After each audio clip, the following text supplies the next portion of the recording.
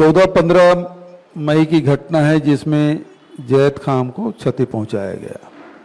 10 जून के बलौदा बाजार की घटना है जिसमें कलेक्ट्रेट में आग लगाई गई और वाहनों को क्षति पहुंचाया गया।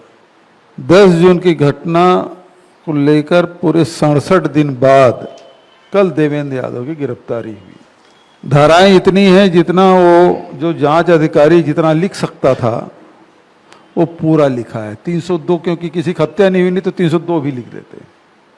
तो जितनी धाराएं हैं वो लगा सकता है, जितना पढ़ा होगा वो सारी धाराएं उन्होंने लगा दी। शुरू से ही जो जैसा कि नेताजी ने कहा कि जो सामाजिक सौहार्द है बिगाड़ने का काम हुआ, वो आरोपी अभी तक के जो समाज निष्पक्ष जांच चाहते थे वो हुआ नहीं।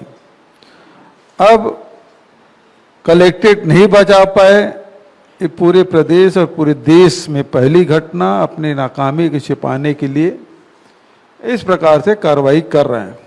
यदि देवेंद्र यादव के इस षड्यंत्र में शामिल है, देवेंद्र यादव ने जितने धाराएं लगाए उसके द्वारा कारित है, एक आध साक्ष्य पुलिस को बताना चाहिए मीडिया के माध्यम से। देखो ये तोड़ते हुए, ये आग लगाते हुए, ये उकसाते हुए, है ना, किसी हत्या का प्रयास कर रहा है, ऐसा कोई एविडेंस मीडिया के सामने तो बताए। इसका अर्थ ये है, मैं तो पुलिस से ये कहना चाहूँगा कि सरकार आती जाती रहती है, लेकिन ऐसा कोई काम मत करो जिसे आप नजरें न मिलाने में आपको दिक्कत हो। इतनी धाराएं लगा दिए, और धारा लगाए तो कौन से एफआईआर की कॉपी उनको दिए थे, और फिर आप पूछताछ की बात कर रहे थे और गिरफ्तार करके ले आए। गृह मंत्री जी कह रहे हम पूछताछ कर रहे हैं, वो तो जेल में है भाई, क्या पूछताछ कर रहे हो? पूछताछ करने के लिए बुलाए तो गए भी थे, और क्या पूछताछ करना था? उसके सवाल क्या थे? पहले पूछे वो क्या सवाल थे और अभी पूछना चाहते थे क्या सवाल है, और जेल में भेज दिए। ये निचले स्तर के अधिकारियों का नहीं है, ये सीधा सीधा मुख्यमंत्री और उप मुख्यमंत्री दोनों के स्तर पर ये निर्णय लिया गया है। क्योंकि हम लोग निचले अधिकारियों से सबसे बात किए, एसपी से बात कर ले, आईजी से बात कर ले, मैंने डीजी से बात कर ले, सब बता रहे हैं कि वहीं से हुआ है।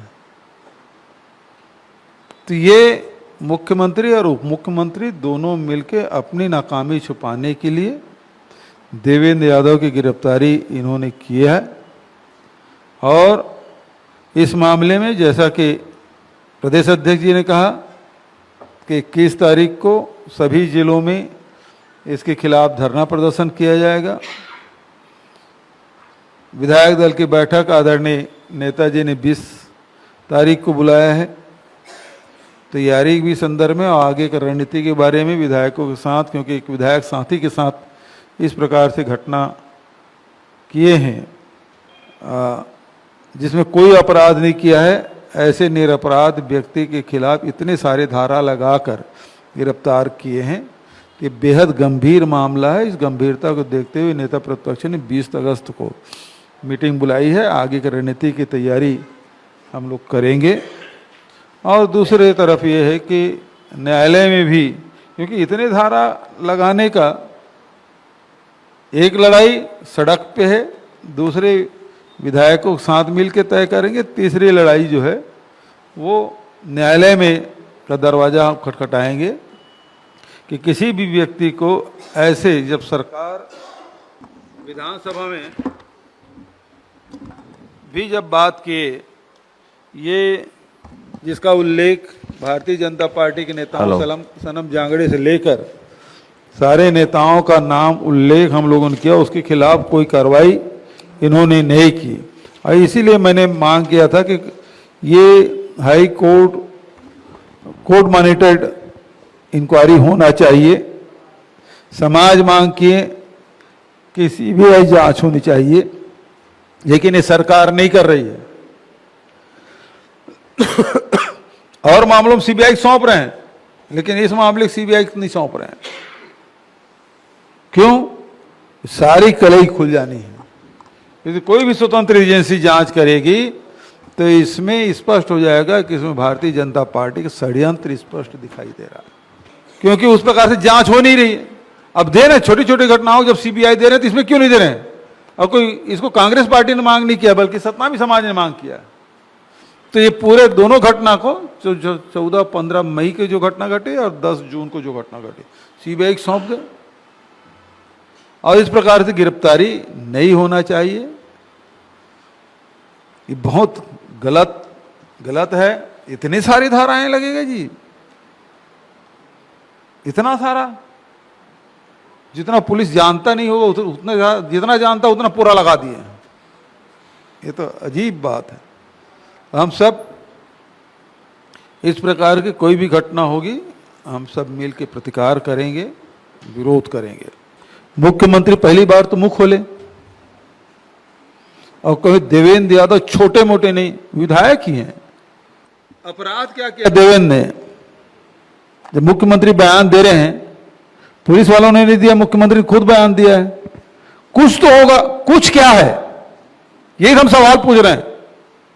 वो कुछ क्या है जिसमें इतनी धाराएं लग गई, जिसका उल्लेख हमारे अध्यक्ष जी ने किया कि धारा कैसे लग सकता है? मुख्यमंत्री जी सवाल तो यही है। हुई होगी नहीं? ये हुआ क्योंकि अधिकारियों से बात करें ऊपर, और क्योंकि अध्यक्ष जी तो वहां बैठे थे, वो हर समय सीएम हाउस से फोन जा रहा था। मंत्री लोग जो आरोप लगाए वो अपनी जो गलती हुई, जो आग लगी उसे छुपाने के लिए आरोप लगाए। दूसरी बात यह है कि वही फोटो है कि पुलिस के फोटो नहीं है, ये खुद देवेंद्र यादव ने उस कार्यक्रम में उपस्थित है, वो खुद अपने सोशल मीडिया अपलोड किया, उस फोटो को डाला है। पुलिस बता दें फुटेज कौन सा है, उसके पास तो फुटेज भी नहीं होगा, जो क्योंकि वो जहां आग लगी थी वहां तो गए नहीं थे देवेंद्र यादव, वो कार्यक्रम स्थल में थे, 10 मिनट बैठे। चूंकि मैं उपस्थित था और उसको रायगढ़ जाना था तो उन्होंने फोटो अपलोड कर दी, वही फोटो वो दिखा रहे हैं। मैं वही मुख्यमंत्री जी से पूछना चाहता हूं कि इतने धाराएं लगी तो उनके द्वारा कारित कार्य क्या क्या है बताएं, जिसने इतना धारा लगा दिया। ये मुख्यमंत्री जी बताना पड़ेगा, क्योंकि मुख्यमंत्री बयान दे चुके हैं। कुछ तो होगा, क्या कुछ है वो बताएं मुख्यमंत्री जी। भारतीय जनता पार्टी यही संदेश देना चाहती है कि देखो, जब विधायक को बिना अपराध के हम जेल भेज सकते हैं तो पूरे छत्तीसगढ़ के लोग समझ जाइए, समझ लीजिए, हम किसी की भी जेल में ठूस सकते हैं। यह विष्णुदेव साय सरकार ने संदेश दिया है। देवेंद्र यादव से हमने बात की कि समाज के लोगों ने उन्हें फोन करके आमंत्रित किया था, और कोई भी सामाजिक कार्यक्रम हो चल ही देते हैं लोग। अब वो रायगढ़ जा रहे थे, चलो मैं शामिल हो लेता हूं, और चल देने से कौन सा अपराध हो गया भाई? यदि किसी कार्यक्रम में चल दो, कोई भी सामाजिक बैठक हो रहा हो तो चल दें तो कोई अपराध हो जाता है? और ये षड्यंत्र बता रहे हैं, तो षड्यंत्र क्या क्या किया है बताएं। पुलिस को बताना चाहिए प्रेस कॉन्फ्रेंस करके, आप ही लोग बताएं।